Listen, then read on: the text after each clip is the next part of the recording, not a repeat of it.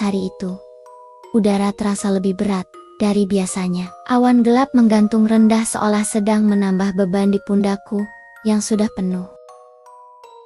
Aku duduk di kamar, memandangi pintu yang setengah terbuka. Arfan keluar masuk sejak tadi, gelisah seperti orang yang menunggu sesuatu atau seseorang.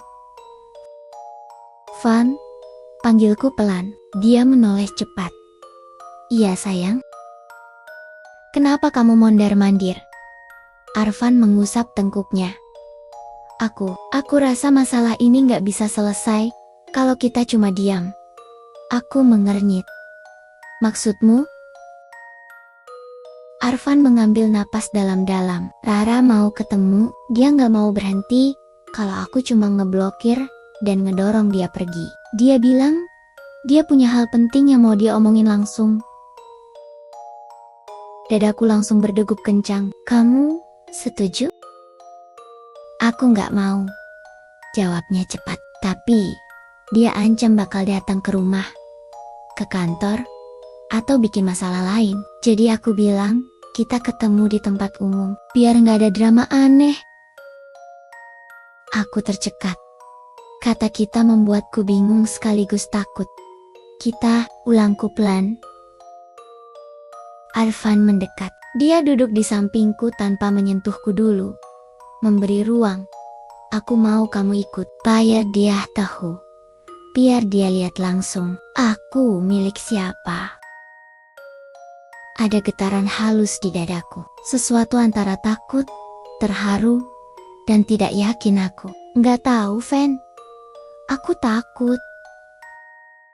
Aku tahu, katanya sambil menatap mataku penuh ketegasan. Makanya aku mau kamu ada. Aku yang hadapi. Kamu cuma duduk. Aku janji gak bakal biarin dia nyakitin kamu. Tanganku gemetar pelan. Kalau dia bilang hal-hal yang lebih nyakitin. Arfan langsung menggenggam tanganku dan, untuk pertama kalinya sejak semua ini terjadi, aku tidak menariknya. Genggamannya hangat, kuat, seperti pegangan orang yang tidak ingin kehilangan. Aku bakal berhentiin dia sebelum dia bisa lukain kamu lagi. Aku gak akan biarin kamu hadapi ini sendirian. Hatiku yang retak seperti bergerak sedikit. Belum utuh, jauh dari pulih, tapi aku bisa merasakan tekad Arfan. Dan itu memberiku keberanian kecil. Oke, bisiku. Aku ikut. Kami memilih sebuah cof yang tidak terlalu ramai. Banyak kaca, banyak cahaya, tempat yang cukup terbuka, sehingga tidak mungkin ada drama yang terlalu liar. Aku duduk di samping Arfan, tapi tetap menjaga jarak sedikit. Arfan mencondongkan tubuh. Kamu gak harus ngomong apapun. Biar aku yang bicara. Oke, aku mengangguk. Beberapa menit kemudian, Rara muncul. Jantungku langsung turun ke perut. Dia datang dengan penampilan rapi, wajah cantik yang dibuat sedemikian manis, tapi matanya tajam, seperti seseorang yang tidak datang untuk berdamai. Langkahnya percaya diri, terlalu percaya diri. Dia melihatku dulu, tersenyum tipis senyum yang tidak ada ramah-ramahnya. Jadi, kamu bawa istrimu juga? Katanya sambil duduk di depan kami tanpa diundang. Arfan langsung meletakkan tangannya di atas meja, seakan bersiap melindungiku dari apapun. Aku gak mau ada percakapan berdua lagi, tegas Arfan. Kalau kamu mau ngomong, ngomong di sini. Rara menatap Arfan lama. Kamu berubah, karena aku udah sadar, jawab Arfan tanpa ragu. Aku menelan ludah. Rara menatapku, tatapan itu menusuk, seolah mengukur apakah aku pantas berada di sisi Arfan. Jadi kamu istrinya? Tanya Rara sinis. Aku mengangguk pelan. Iya. Lucu ya, katanya sambil menyandarkan punggung. Waktu dia cerita tentang kamu, dia kelihatan capek. lelah sama pernikahan. Kamu tahu itu. Dadaku seperti diremas. Aku menoleh ke Arfan. Arfan langsung menegakkan badan. Aku gak pernah bilang gitu. Jangan menggoda.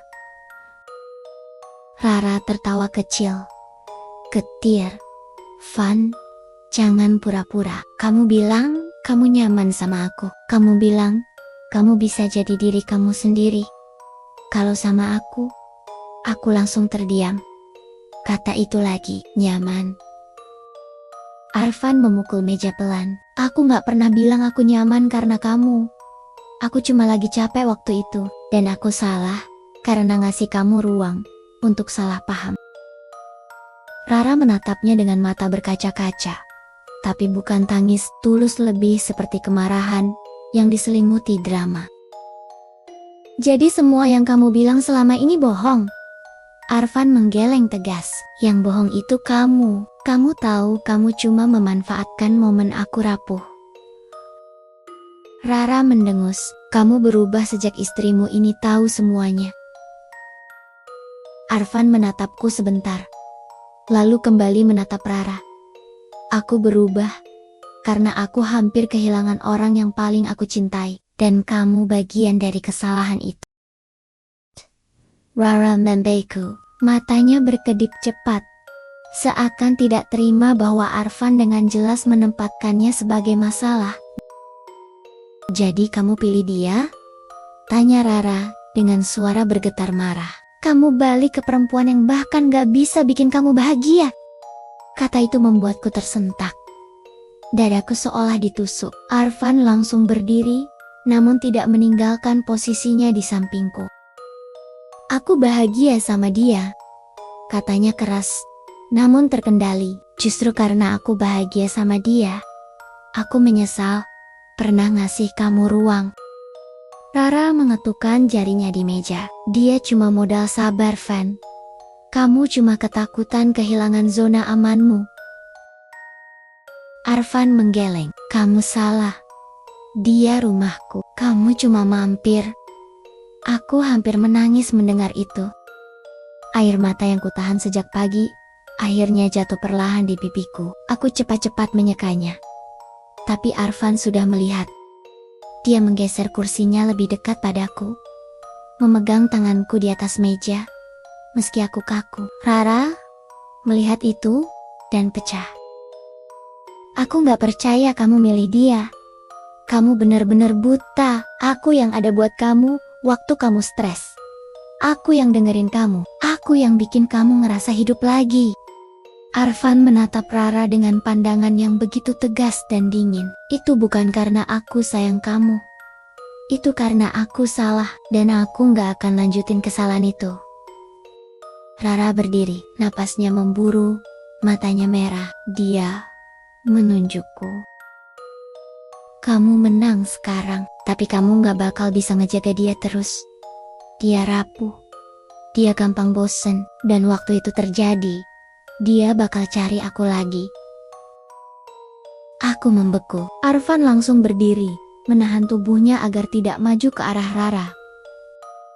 Aku gak bakal pernah cari kamu lagi, kata Arfan tajam. Dan kalau kamu masih berusaha ngeganggu istriku, aku bakal laporin kamu ke HR tempat kita kerja. Ini yang terakhir. Rara terdiam. Sangat diam. Lalu tatapannya berubah dari marah menjadi kosong. Aku gak nyangka kamu kayak gini, katanya lirih. Ternyata cuma aku yang serius. Arfan menutup mata sebentar, lalu berkata dengan suara rendah tapi jelas, kamu salah sejak awal. Rara menatapku sekali, lagi tatapan penuh benci namun juga keputusasaan. Lalu dia pergi begitu saja, tanpa melihat ke belakang.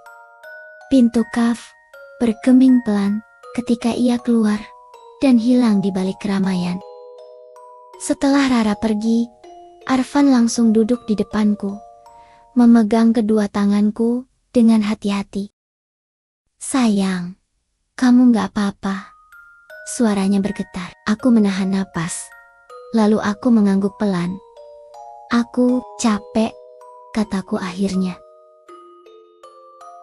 Arfan menunduk, menempelkan dahinya ke tanganku. Aku tahu, dan aku yang bikin kamu capek. Tapi aku janji, setelah hari ini, gak akan ada lagi Rara. Gak akan ada lagi rahasia, gak akan ada lagi luka baru. Aku menatapnya dalam-dalam. Van, aku bisa maafin pelan-pelan, tapi aku belum bisa langsung sembuh. Arfan mengangguk. Matanya memerah. Aku gak minta kamu sembuh cepat. Aku cuma minta, jangan pergi dari aku. Aku menarik napas panjang, lalu membalas genggamannya. Aku gak pergi. Suaraku lirih, tapi pasti. Tapi kamu harus buat aku percaya lagi. Dengan waktu dan bukti. Arfan memejamkan mata, lega sekaligus emosional. Aku akan buktiin, setiap hari. Pertemuan itu bukan akhir. Tapi itu pertama kalinya sejak semuanya hancur. Jalan untuk pulih mulai terlihat, dan meski masih panjang, setidaknya kami memulai langkah pertama bersama.